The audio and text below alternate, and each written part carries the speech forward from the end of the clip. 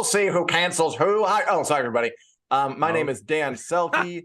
I'm here with Daniel Roman. Welcome to Take the Black Live. We were off last week because of the Super Bowl. And we had a pre-recorded thing for you, but we're back live and in charge this week with the one and only show on the internet that dares to ask questions about dragons, space lasers, sci-fi, fantasy, movies, television. Daniel, we are in good spirits today. How are you feeling? Daniel Roman, unbound, unchained, off the hook, pure, straight to the vein. Dan Roman, how are you feeling, Dan? That's right. I'm feeling spectacular. It's a nice day. Punxsutawney Phil is clearly blind and a stupid badger because it feels like spring out, and that's nice. It is nice. Yeah. Right.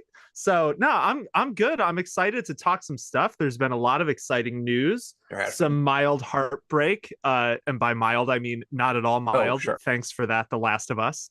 So yeah, no, I'm doing good. How are you, Dan? How's your day? How's your week? How's your life? Are you all right? Are you like something? Yes. Because you seem like no. In good spirits. Well, I did have an energy drink. I finished it about 3 minutes ago, and that was after coffee. So I'm doing excellent. But how are you? And how are you all out there? How are you all out there? Hello, Martha. Hello, Mimi. Good to see you guys. I'm doing well. It's nice here too.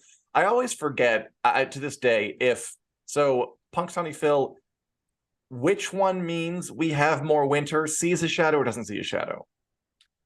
I believe it's stupid system. Sees his shadow, because then he gets scared and goes back in his hole, and that's supposed to be more winter, and that's what happened this year. But it's real nice out, so I think, I don't know, he needs to get with the times. Well, something's off there. I know this isn't the point of him, but obviously it's a stupid system, right? Because what if he just is facing the wrong way? Someone asked the origins. Yeah, I've never really thought about it. Like what is the cultural? I'm gonna think it involves a lot of like home-brewed moonshine as the origins involved in this. Yeah, that sounds right. That guess. Sounds reasonable to me. But okay, we're here to talk about fantasy, sci-fi, movies, TV, and as you said, there is a lot going on. I want to start this episode with some great news. Last week, we learned that Con of Thrones, to my heart, the first and best Game of Thrones, Song of Fire, House of the Dragon convention is returning. This is a convention that I had the pleasure of going to for the 3 years it was on before the pandemic cut it off the knees. So much fun, a great gathering of fans. I'm glad it's back. And honestly, so HBO mounted this official Game of Thrones convention last year, which was nice. And we sent Camilla Cervello, who did a great job of covering it for us. There was something missing, though, because to me, what I love about this kind of Thrones convention, which is coming back now, was that it has all these panels that the fans do. That's but just like about fan theories and favorite characters and Game of Thrones Jeopardy and like all this kind of fan-focused stuff and trivia games and dances and karaoke things and cosplay contests. And then the HBO one was just actors, which is great, and a kind of officially branded stuff. But I'm really excited for this because it was just getting back to the fanish roots, and I'm so glad it's back. Yeah. And it's going to happen in August of this year in Orlando, I believe.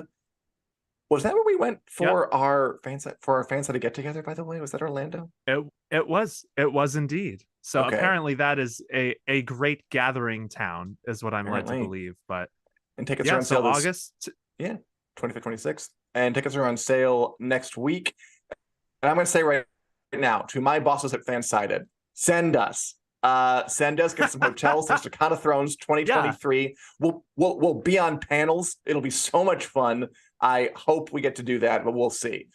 But if anybody is interested in seeing all the biggest and best Game of Thrones, like Fire, House of Dragon fans in the world, feel free to check it out. Con of Thrones at the website. Con of Thrones. Google it. If you could go, Daniel, what panel would you make? Yes.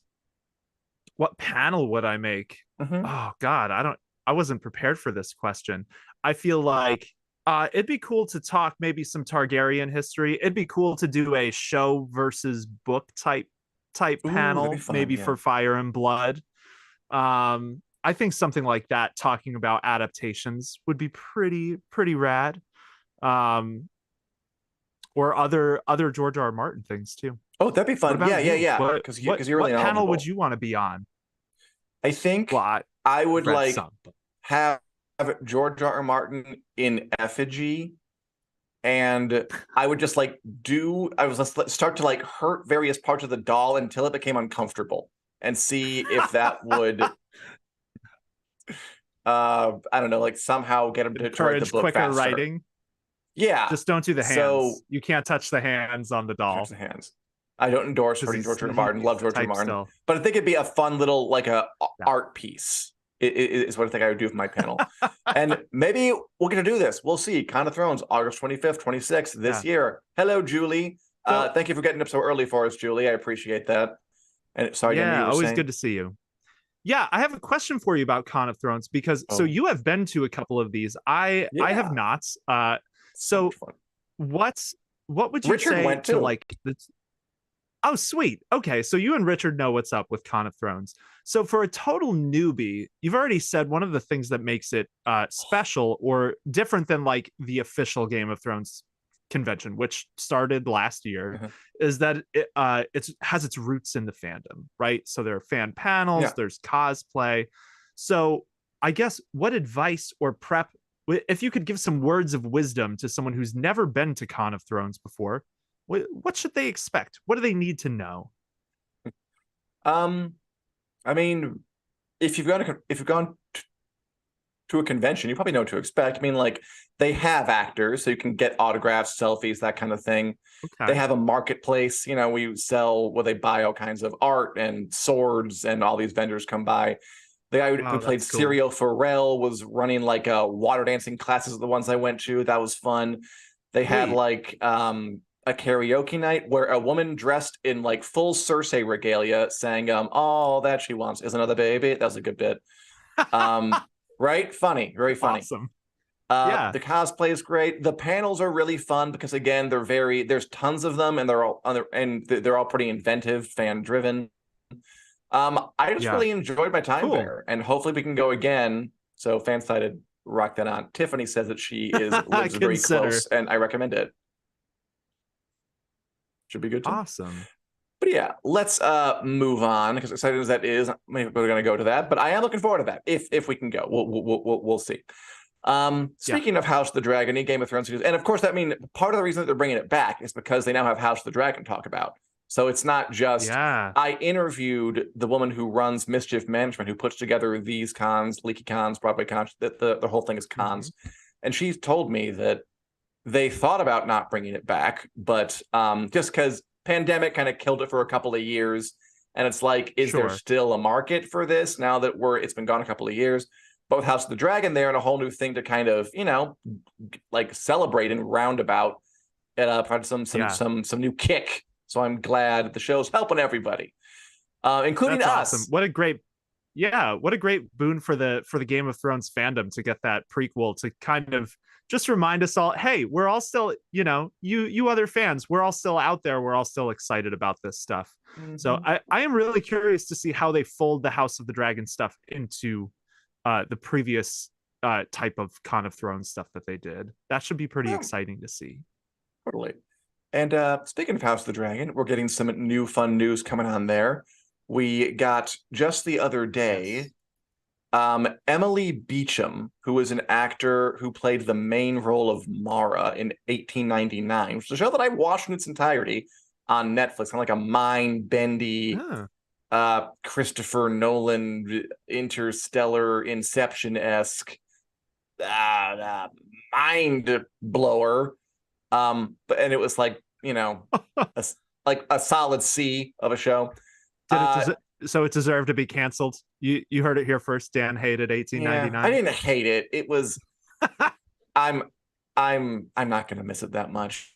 It wasn't that good. Fair. It's one of those shows, like, they clearly put a ton of effort into it, and it's just kind of sad because at the other end it's like very middle of the road, like bargain bin Inception, which is it's a shame. Yeah. But anyway, the main actor. Inception. Yes. And Inception is bargain bin Mulholland Drive. But anyway, the actor Emily Beecham auditioned for House of the Dragon. Her audition tape leaked. Her audition tape leaked, which is always fun. And she auditioned for the role of Alice Rivers in the second season of House of the Dragon. Daniel, who's Alice Rivers? So Alice Rivers is a bastard. I believe it's believed that she's an offshoot of House Strong, but she lives in Harrenhal. It's believed. You know, any of the characters in Fire and Blood, there's somewhat of a murky background because that's the nature of the book. But so Alice, she's going to be a pretty central figure. We're going to see Harrenhal probably pretty early in the season. The audition tape had her talking with Daemon, and as those of you who've read the book know, Alice has got some stuff with Daemon. She's also got some stuff with Aemond, Daemon's nephew. His nephew. It's hard to keep track. One of those other target. It's hard to keep track of how everyone is related to everyone. But it's a really important character, especially because they all marry each other. Exactly. Yes, that does tend to make it a little more confusing. But yeah, Alice is a big part. So it is exciting to see that they're casting her. I gotta say, and I'm curious what your thoughts are on this. It's a little surprising to me.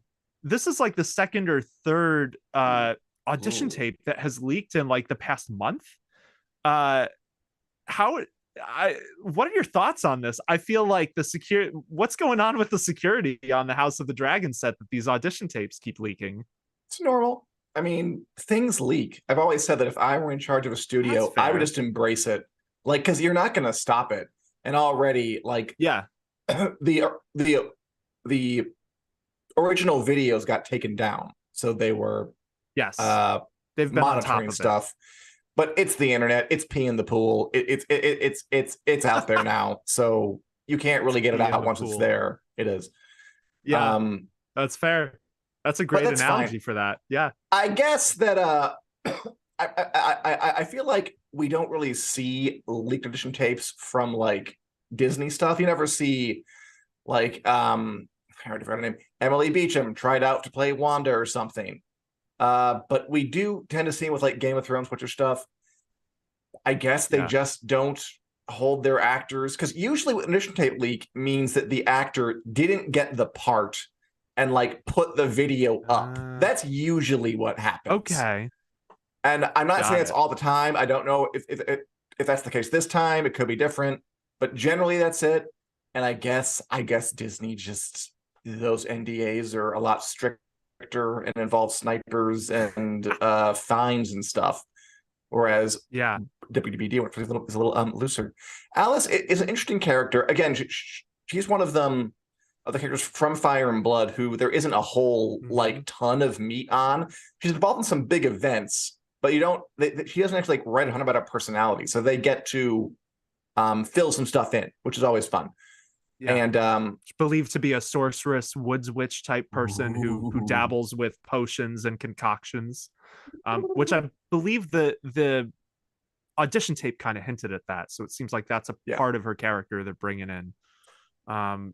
Did you watch the tape? It was weird, wasn't it? Because like they had Damon's pre-recorded voice, or was that like Matt Smith over Zoom or something? You know, I will be straight. I have not watched the tape, or I watched the tape without sound, so I haven't seen all of the. I haven't heard the Daemon to dissect. Well, it was useful for seeing, but I know who Alice is. I got the gist. I guess I just got used to how strict Game of Thrones was, but it's almost interesting. Like House of the Dragon, it doesn't really matter if we know they're casting Alice Rivers. Like Fire and Blood's out there, you can know who that is tomorrow if you want to. But yeah, it's exciting times. House of the Dragon.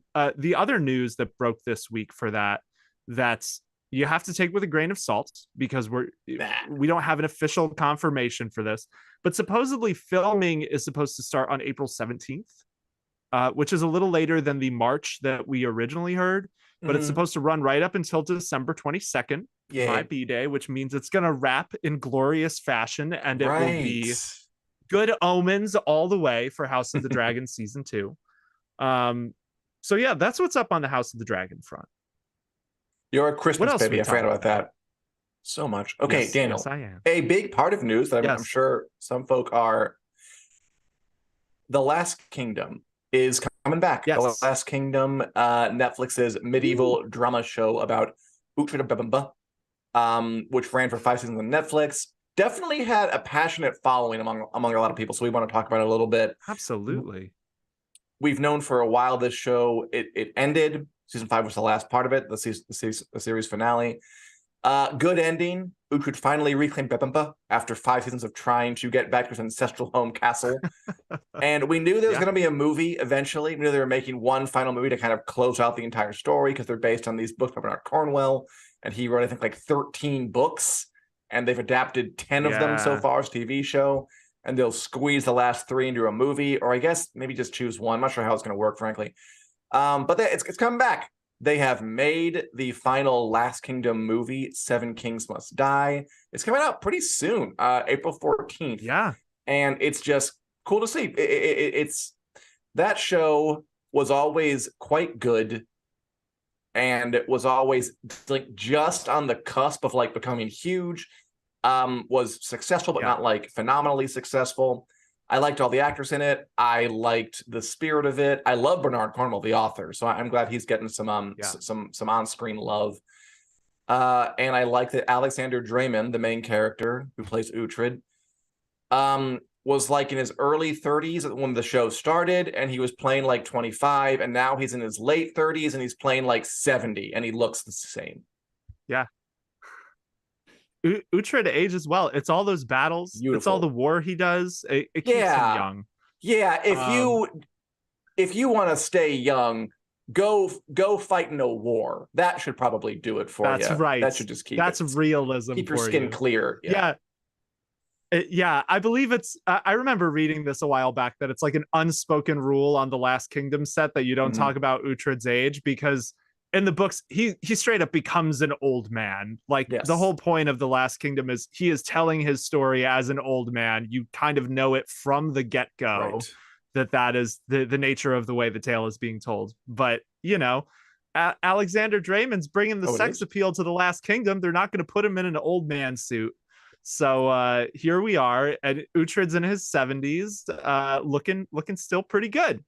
I'm really excited for this Last Kingdom movie, and I've been curious too how they're gonna fit. Like you said, it's 3 books that they haven't covered, so there are 13 books Bernard Cornwell wrote, and Draymond talked about this recently too. That like the show was always designed to do 2 books a season, and when they started the show, they were looking at 10 books. So they got there. And then it was like, oh, he wrote more. We haven't finished the story, but we didn't plan to do more seasons. So they're wrapping it up with this movie. We don't know exactly how it's going to cover those books, but my guess, because I've been reading about this today because I'm curious. So the final book in the series has the Battle of Brunanburh, Warlord, which was Warlord is the book. And that is supposedly the battle where the 7 kings must die type thing comes from. And that is the battle that really paved the way for a unified England. So I assume that is what the movie is going to cover. They might cut out a lot of the extraneous stuff and just, you know, it's a 2-hour thing. So they've got to have build up. They've got to have that battle and then the aftermath. But yeah, it's great to see more Last Kingdom on the way. That's cool. So, but if you don't want to wait that long, apparently there's a tour too. What's the deal with that, Dan? Oh, nothing. Just the real life Bebemba, Bamberg Castle is having a Last Kingdom tour with costume stuff. Pretty cool. Julie, by the way, I agree. There is nothing wrong with a 70. I guess it's a little hard to accept that like a 38-year-old playing a 70-something-year-old. That's a little weird. But why not? Go for it, Alexander Draymond. Go for it, Last Kingdom. I imagine the 70-year-olds watching this and hearing about Alexander Draymond playing a 70-year-old feel how I felt when I heard Pedro Pascal say he was 35 or whatever in the beginning of The Last of Us. No, you're not, Pedro Cass. You're not fooling anyone. I kind of bought Pedro Pascal sort of as a third. I mean, it was only for like a short for like the first prologue section. And I don't know. True. I think Patriot Pascal could probably pass for 35. I mean, sorry, Daniel. I'm sorry you're 35. It's okay. I thought I'm he not pulled it 35. I'm close though. Gotcha. Okay, that's fair. That's fair. I felt personally attacked, but we don't need to dwell on that. They should hire a hot 70-year-old to play Uhtred as a 70-year-old man. That's right. 70-year-old patient. That's what I think. One thing you said that I like, that I'm curious about. So you said you're glad to see Bernard Cornwell getting some good on-screen love, because he's a great author. A lot of people love him. He's one of George R.R. Martin's favorite authors. He always raves about Bernard Cornwell books. Can totally see the influence. There's another one on the way, The Winter King, which is based on a series you really like, and that one just wrapped filming. What's the deal with that? What do we need to know? What's it based on? How hype should we be? Phyllis. Yeah, I want to highlight this. Sometimes I give recommendations, and Bernard Cornwell's a good author. He wrote the Saxon stories. He wrote the Last Kingdom show. He wrote the books the Last Kingdom was based on, basically.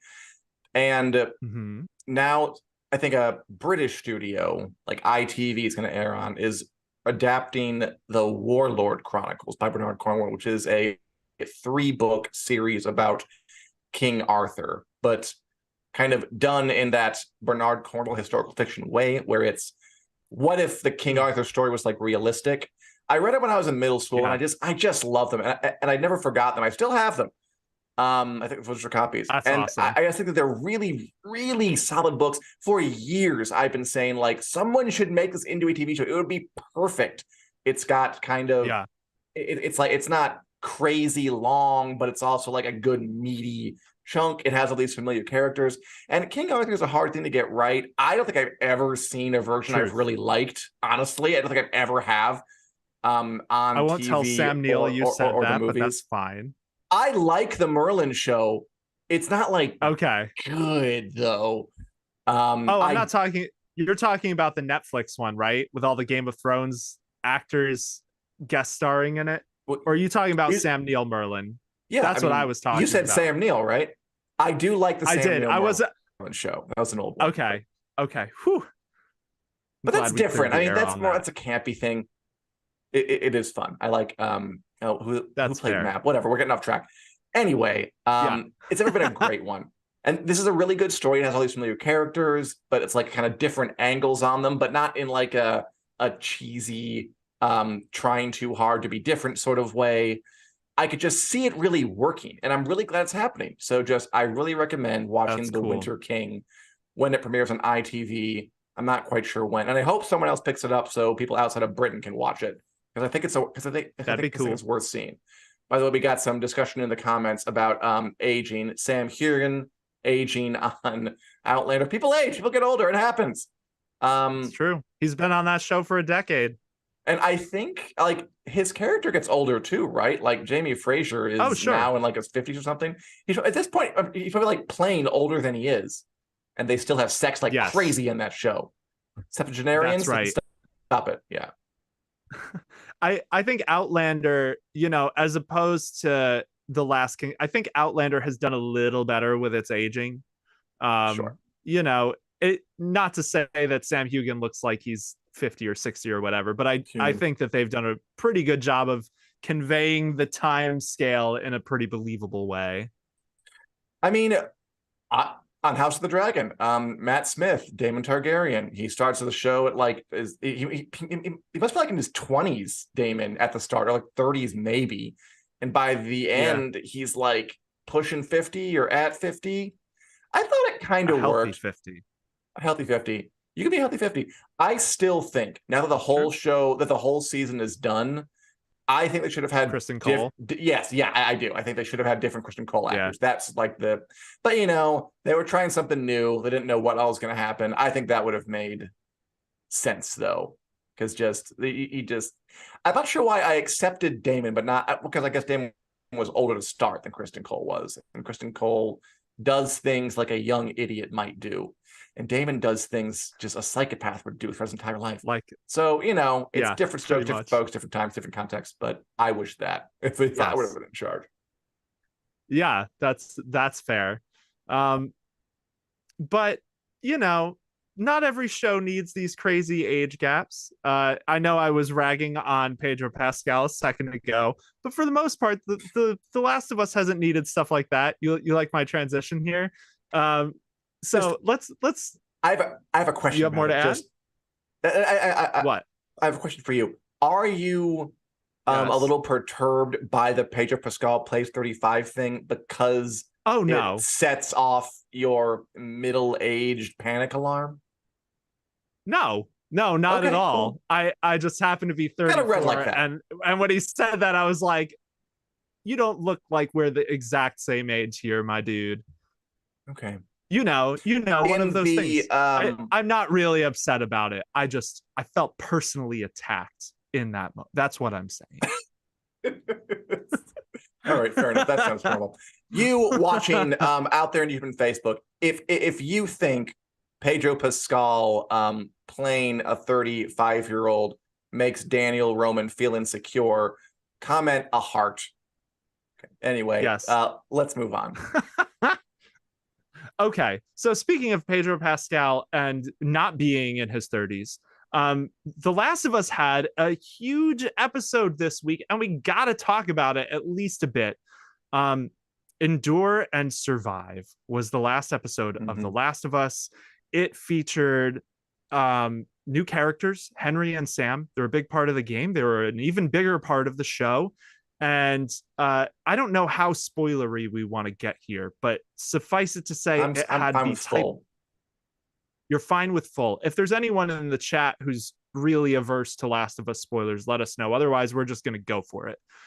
So this episode had some of the interpersonal, compelling storytelling that has made the show so good, like we saw in the episode with Bill and Frank.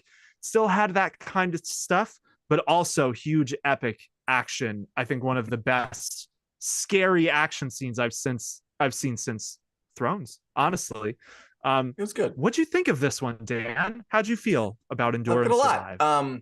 As like a part two to the last one, it worked really well as a story together. It was heartbreaking. I mean, my favorite is still the third one, I think. Like that one hit me the hardest so far. This fifth one was very, very good. The action scene I liked. I don't know. Like honestly, when all the infected zombies started to just like boil out of the ground like a pot on a stovetop that just kind of bubbles over immediately, I kind of thought it was too much. I was like, oh, okay, that's awfully fast. How fast are these people? But the action was really fun. The sniper bit was great. And the character interactions were good too.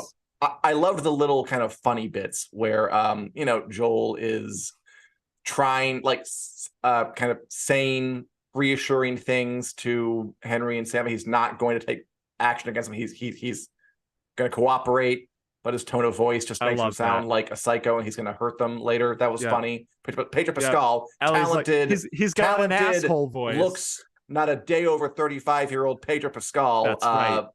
Is very kind of talented at. I mean, he like mixed the gruffness and the humor very effectively. I liked that a lot. And of course, the ending was very painful. The show is kind of a, what's the word for it? A bit of a road show. Kind of, they're having these discrete adventures as they traverse the country, and this was a heartbreaking one. The end where little Sam, and just Ellie trying to heal him with her blood, which for a second I thought they might actually like go with, because I was like, how old should you be before something like that feels like you should know better? Like Ellie's 14, and it's like, well, that's not gonna work. Because that's like something like a child would think, right? That like, if we just clap our hands real fast, Tinkerbell will live or whatever. And if it's a little like that, like my blood can cure you because I'm immune to it, and I was put in my wound. But obviously it didn't work. I was afraid it would, frankly. I was afraid like they wouldn't do that, would they?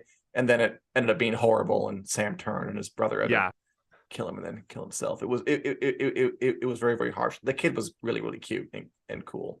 Yeah. The kid who played Sam. Yeah, Kevon Woodard. He was fantastic. Yeah, I was never worried it was gonna work. I did, wonder, like you were saying, like, is this a smart choice? Like, would she think of this? At the same time, I can also totally understand how a teenage kid in that situation, where it's like, what's the other option? You go tell Joel and Henry, and they put him down immediately. So, like, I can understand in that moment. Well, yeah, you have to wonder, did she inadvertently cause what happened with Henry? Because by keeping it, it exploded in this awful way that was even worse than it would have been if she had just gone to them. And this is a bit of a change from the game. Yeah. Well, I mean, she leaves the magic slate on the grave, says, "I'm sorry." Really heartbreaking. But it's a slight change from the game because she doesn't know. So that is a big shift they made in the show, is Sam telling her that he was bitten. Whereas in the game, she just goes to wake him up in the morning and he jumps her. It was very sweet. I thought it was really effective. I can totally understand like you said, like episode 3 is still your favorite. I think that's going to be the case for a lot of people still. Personally, I liked this one more because it had all the elements I like about The Last of Us. Whereas 3 was really great and not at all what I expected. But it was almost like a side story a little bit, or like, I don't want to say a side story, but it was its own type of short film, as opposed to capturing, the devastation and awfulness, the infected, all these raiders. Like, we got that a little bit in 3, but this one just kind of, it felt like the whole package. Yeah. And it's kind of the mid-season climax. So they did, for filming that sequence with the sniper, which is another sequence straight from the game. So glad they put it in the show. That took them 3 weeks. 3 weeks of night shoots. They built the entire neighborhood just so they could blow it up, basically. It's because you hear about how much money they spent in this show. That's like one of the most expensive shows in the history of Canada, I think, like a huge thing. And it's odd because, I mean, this kind of show isn't supposed to cost that much because it's just real people in modern, albeit dirty clothes, walking around real cities. Kansas City is a real place in Missouri. Sure. They've been to Boston, they've been to Texas, and yet they spent so much money on it. Do you think they needed to build, like, I wonder what made them say, you know what, let's not find an actual like a stretch of kind of derelict road with some houses on it and rent it out for a couple of days. Let's build a whole set. I mean, I don't know, and I don't think you know, but I don't know. It makes me curious. So I'm hoping to write about this week, because they talked about this a lot on the last episode of the Last of Us podcast, which, if you have not been listening and you need more podcasts in your life, the Last of Us companion podcast is excellent. I like it a million times more than the House of the Dragon one. Highly recommend it. So they talked about how, because of the nature of this scene, where they needed to be able to shoot guns, they needed to be able to start fires, they needed to be able to blow stuff up, they needed literal hundreds of extras, most of whom are in prosthetics because they're playing infected, to be able to run around safely without and control all these elements. They basically had an empty lot next to where they were filming. So rather than find a street where they could literally blow up buildings, it ended up being safer and more economical in terms of, like, the controlled, like, having more control over the elements, because safety, you don't want a repeat of things like what happened with Alec Baldwin, where he accidentally shot a person on set. So in terms of all of the safety elements, it was really, they needed to do it this way to just be able to control all of those different chaotic things. I mean, I think it paid off. They hired actual construction people, so not even construction people for film, but because they had to put the street up so quickly, they just hired straight up construction workers to come in and build this town for them. It's a so you actually cool knew. show. Okay, I didn't think you would. I asked that idly, but you flew in the answer to the question. Awesome, cool. Yes. And so the infected boiling out of the ground, I love that you used like the pot boiling over analogy. Mm-hmm. So the one they used on the podcast is like an anthill. So like if you kicked open the top of an anthill, the ants come boiling out. And that was the method they wanted to use for the infected there. That sequence, very cool. The child clicker, terrifying. And that they found they watched audition tapes for child contortionists. They said were basically like nightmare fuel. Very creepy. But yeah, so The Last of Us doing really well. It's gonna get more seasons. So looking at some other Last of Us news, Craig Mazin has said The Last of Us Part 2 will probably take more than one season to adapt. So you've played it, right? Last of Us Part 2? I'm going to play Part 2 shortly. It's like it's literally like the next thing I'm going to do, maybe later tonight, but I have not played it yet. No. Nice. I am in the midst of it. I started it. I'm a little ways in. It's easy to imagine from what I've seen how that could be the case. How they might want more than one season for it, because it is a much more complicated story, I think. And there are a lot of big moments.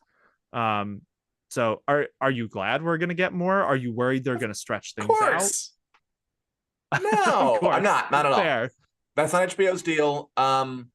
It sounds great. Of course, I mean, of course they want more. I'm looking forward to it. Bring it on. And I trust that they'll get out at the end too. I trust that they'll like do 2 more seasons and then leave. I don't think they'll stretch things out. That's not really their bag. This is an AMC. So yeah, bring it on. More is good. It's a great show. They have a hit. Why wouldn't they?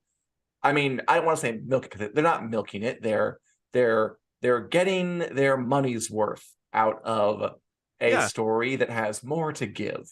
So yeah, I'm happy about it. I'm sure it'll be fantastic.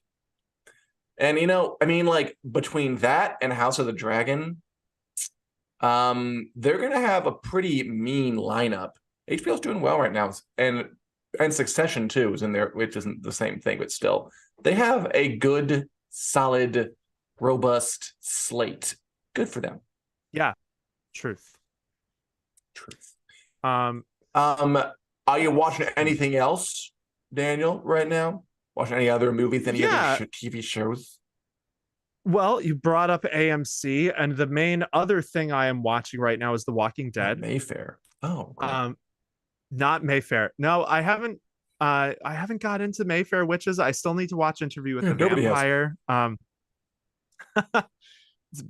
But The Walking Dead, I'm watching almost like half out of a sense of obligation because I'm on season 11. Yeah, the last one. Well, if you get to season 11, it's kind of like you might as well just finish it. That's true. I haven't loved the 11th season so far, to be honest. It's probably one of the seasons I've liked the least. Damn. I want to say of The Walking Dead. It's got highlights for sure, and a lot of the actors have been on that show for ages and they're great.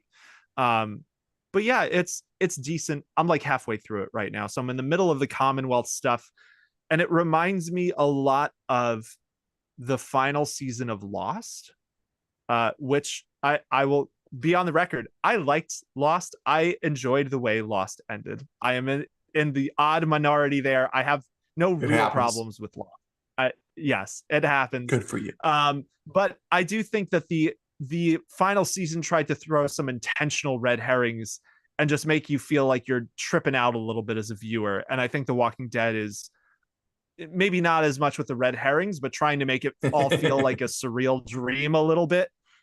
They're going pretty hard in this final season with the Commonwealth.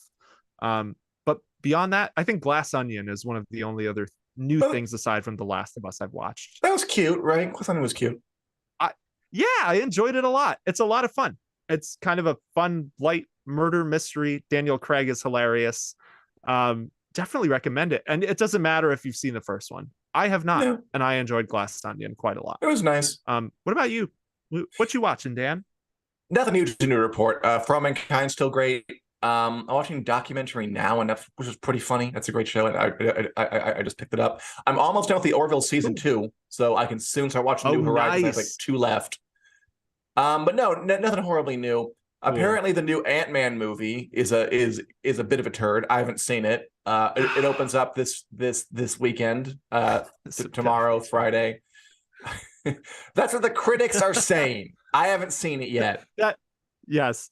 Yeah, I feel like, again, you wrote about this today, and I think you covered it pretty fairly, because it seems like a lot of the early impression critics, they either had issues with it or they say nice things with a caveat, which in early reviews is always kind of a warning sign that maybe something isn't quite spectacular. When it means they hate it. That's my rule. It means they might hate it. But if the one thing that it is, like, tweets about a movie that they just saw, but they're not allowed to post their actual review yet, and if that tweet is anything less than "this movie was perfect," if it's like "this movie is great," but this was a little bit off, it means they hated it and they just can't say it yet. That's my theory. Okay, go on. Sorry. It's hard for me. I hope that this one is good. These reviews make me nervous that it isn't. I will say the one thing that is getting universally praised across the board from Ant-Man is Jonathan Majors as Kang, which arguably is more important than whether Ant-Man 3 sucks or not, which I don't know if it does. I really hope it doesn't. I have not seen it yet. I will have seen it probably by next week's show. But Jonathan Majors as Kang, he's the new Thanos, so it's really important for them to get him right. And it seems like Majors really brought his A game, because even the critics who are ragging on the movie are saying that they really enjoyed him as Kang. It kind of reminds me of like Thor: Love and Thunder, where everyone liked Christian Bale, but everyone was like, the movie sort of was like, eh. Although I know that Julie liked it. Yeah, Folk came around on that one. I think Camilla came around on it too. Well, mostly for Christian Bale, though. I'm happy for find them. out. I never came around on that. I hate Thor: Love and Thunder so much. Damn. I just, it was a huge letdown. I like Thor. Thor is one of my faves. But I hope that it's not a situation like that. And it's hard for me to imagine how it could be, honestly, because I think Thor: Love and Thunder had some specific issues that it's partially around the concept of the thing, and how I don't like to pick out specific things, but I do think like the way it was directed and I have some issues with choices Taika Waititi made in that movie, and it's hard for me to imagine seeing how the Ant-Man movies have been it having the same issues, which isn't to say that it doesn't still have issues. But we'll have more. The overall critiques were like too serious and kind of like in like a sluggish, dour way, not like an intense way. A lot of people pointed out that they thought it was just too invested in setting up clearly setting up other things rather than like being a movie in itself, which I can believe. I guess those are the two big ones. Also, a lot of folks said that the special effects were bad, which is intriguing. Yeah. But we'll see when it comes out, or you will. Tell me if you see it, by the way, because we might get used to that. Like on Friday or Saturday. The special effects thing is really fascinating to me, because you would think with Marvel, it's Marvel, they're going to have good effects. But Thor also got a little bit of flack for its special effects too. And I think, so this is another thing, bringing things back around to the Last of Us podcast from HBO. Craig Mazin talks about how the special effects industry is going through a huge reckoning right now, because there is so much demand for all of these huge special effects driven movies and shows that there are literally not enough working special effects artists in the world to do all the projects that are being pitched at them.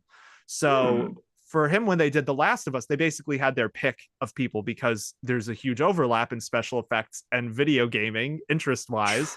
So a lot of people jumped at the opportunity to do The Last of Us. But Marvel, so he poached them from video games? No.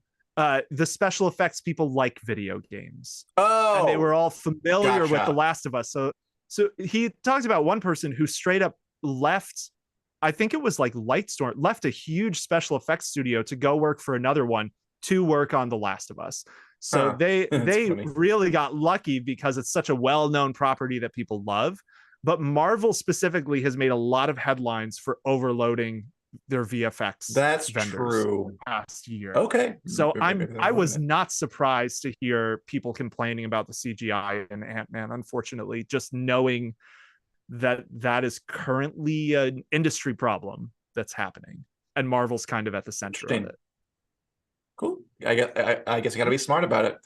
By the way, Nicole said that she watched Black Panther 2. Thought the effects were horrible. And also that Mayfair is so bad, which I have heard. It's pretty dire. I wonder. Yeah, Marvel could heard many good things about Mayfair. Maddie liked the last one a lot better, so maybe in the final stretch. But like, if your show gets good like 7 episodes in, I think you might have already lost. I think it might be a little too late. Yeah. What was I gonna say? I forget. Whatever.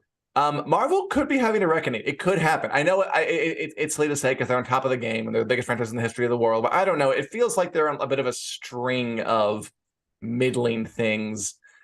I wonder if it will eventually come down, but not yet. Ant-Man and the Wasp, Quantumania out this weekend. We'll see what happens. Did I what? Yeah. Did you read Kevin Feige did a pretty huge interview with Entertainment Weekly that I think went up today, where he talked about that they're trying to put out less stuff now. So it seems like even the brass at Marvel is very aware that they need to reorient their strategy because they maybe overloaded things and that wasn't quite working for them. I fully believe that. Yeah, 100%. So Ant-Man and the Wasp, Quantumania, like you said, out this weekend. And we can all form our own opinions and discuss. We can. All right, Daniel, what is the final thing on our agenda? On the docket, I think it is probably, likely, predictably, the world-famous WiC News Lightning Round. So where we discuss news stories that we didn't quite have time to get to in the main show in 20 seconds or less, or we get unceremoniously buzzed by producer Richard. So that's what it will sound like. Just like that. So Dan, are you prepared for the lightning round? Shall we do it? I was born prepared for the lightning round. Let's do it. Sweet. And I'll ask you first. Put these in here. So okay, great. I mean, they're not in order as usual. I gotta stop saying it. They're not in any order. Interesting. We just assume they're not in order at this point. Okay, but that sounds good. This is the same stuff because there's some cool stuff going around. So, Daniel. Yes. Showtime is making another season of Dexter: New Blood and multiple Dexter prequel shows about the friendly serial killer. Your thoughts? I loved Dexter. I think season 8 earned all of the hatred that was aimed at it. I'm glad New Blood was good, but I'm a little wary of Showtime throwing it all in and making multiple Dexter spinoffs. They're talking about a Trinity Killer prequel, a Young Dexter prequel, and I don't know. It feels like folly to me, but we'll see. I hope they're good. I like Dexter. Okay. I like Dexter. Yeah, I loved Dexter during its run. It was a great show that, kind of flopped at the very end. But speaking of shows that are apparently great, that a lot of people love, that maybe aren't flopping at their end, but might be having some issues near the end of their run. There were some reports this week that Kevin Costner was basically forcing Yellowstone to end its run early because he didn't want to commit to the filming time for it. And then Paramount said, no, that's not happening. So now there's some confusion. What's the deal with this, Dan? This is a rumor for Yellowstone. I mean, it's a rumor, but I love the story. Yellowstone is a huge show. It's a huge, huge show. And the idea that may not be true, but I'm going to believe it is, that Kevin Costner, the star, would be like, I don't want to work more than a week. You get around my schedule. And then they say like, we'll just cancel it instead. It's very funny. I hope it's true. There we go. I hope it's true. You hope it's just for the humor. You hope it's true. Yeah, that's my entire life. I hope things are true, so they'll be funnier. Okay. Fair. This may be funny to you. Okay, Daniel. Chinese Yes. TV adapted Liu Zhijin's very influential popular sci-fi novel trilogy, The Three Body Problem. And they put it on Chinese TV. You can watch it on YouTube, I think, before Game of Thrones creators David Benioff and Dan Weiss make their version for Netflix. What do you think of that? Yeah, I think that's interesting. There's a whole rights thing, and I'm really curious how that rights thing works out. With the people who licensed out the Three Body Problem, basically the studio that owned the rights licensed it in a couple of weird ways. So yeah, it came out on CCTV already. If you're happening to be listening to this in China, you can watch it. I think that's funny. I'm sure it will have no impact on Netflix's show. No, I think it's on YouTube, by the way, the Chinese version, if you want to watch it. That's cool. All right. So speaking of shows, good one. Let's go back to superhero land for a second. Amazon is making a live action Spider-Man show about Spider-Man Noir. What do we need to know about this? I mean, that it exists. It's live action. So Spider-Man Noir is the one that Nicolas Cage played in the Spider-Verse movies. It's just funny that they're making everything Spider-Man except like a Spider-Man show, which is the only thing anybody wants. But instead, Sony's going to make like a Venom movie. They're going to make a Morbius movie. They're going to make a Spider-Man Noir thing. Like they want Peter Parker and they want Miles Morales. That's about it. Do that or do nothing. Okay. Yeah. I'm just gonna interject. I do think it's really interesting that Amazon is making this because Sony, I believe, has a exclusive deal with Netflix for most of their things. So it seems like Sony is really, and they're working with Disney. So it seems like their strategy for the streaming war is diversify. I mean, at least they didn't make Sony Plus. Frankly, I prefer this to that. Same. All right, Daniel, you'll be happy about this. Speaking of Amazon, Amazon Prime Video renewed the sci-fi show The Peripheral for season 2. You excited? I'm very excited. That's great news. The Peripheral was a really solid show.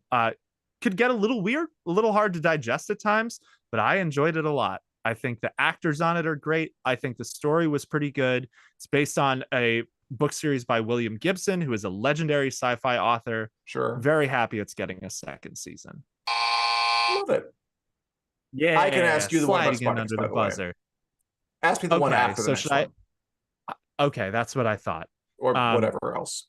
Because I figured you're not a big Spartacus stan, but correct me if I'm wrong. Don't spoil it. Never seen it. Okay, sorry. So the first trailer for The Flash, starring Ezra Miller, that happened. That aired during the Super Bowl, and it also included the return of Michael Keaton as Batman. How hyped are you? I mean, more hyped than I am for Ant-Man 3. I'll say that. Because I like Michael Keaton. I remember the Batman movies when I was a kid. They were a lot of fun. And I think if I'm gonna see a superhero movie, I'm more likely to see that than I am the Ant-Man thing. Although at this point, it takes a lot to get to see a superhero movie. I haven't seen one in a while. But yay, Michael Keaton, hooray, he's cool. Okay, Daniel. Yeah, that's fair. Going back to just like these shows are getting more sequels. Starz is making a sequel series to their show Spartacus. What do you think? I think it's probably going to be good. So unlike Dexter or like Amazon just announced it's making a bunch of new Bosch shows, I feel like the Spartacus sequel series is coming from the same person who made the original one and the prequel. Yeah. Yep, Stephen S. Tonight. And it's set like years after Spartacus. It will not be about Spartacus, obviously. It's going to be about other characters who were in his sphere. Because Spartacus, if you know history, Spartacus doesn't live to the end of Spartacus. That's the whole point of the story. So I am Spartacus. Yeah, I'm excited for that one. Exactly. He is Spartacus. All right. She is Spartacus. It looks a cat is Spartacus. Okay, go on. These two we're about to look at are definitely both Spartacus. So Jesus. Speaking of superhero things, I would imagine you are probably going to see this one. So we got our first look. Yeah, it's pretty intriguing. So we got our first look at Lady Gaga as Harley Quinn in the new Joker sequel movie, The Joker Phileado. Yeah, you got me intrigued. I mean, Lady Gaga as Harley Quinn in a musical about the Joker with Joaquin Phoenix as the Joker. That's okay. That's what I'm most likely to see. I'll probably see this, yeah, because it's just that I'm just curious. It could be a train wreck. It could be brilliant. I like Lady Gaga a lot. Totally. Harley Quinn, sure. I'll see it. I'll probably see it unless it gets terrible reviews. And wow, look at everything we talked about. Kind of Thrones, House of the Dragon, The Last of Us, The Last Kingdom. It was a full show. Lady Gaga. And our first live show back in 2 weeks, which is, not that long a time, but still worth noting. We'll be back. Hi, Kat. Oh, okay. Don't tell me. Oh, yes. I know you mentioned his name. He's here. I'm not gonna remember it. To say hi. I'm not gonna remember it. What's his name again? His name is Coda.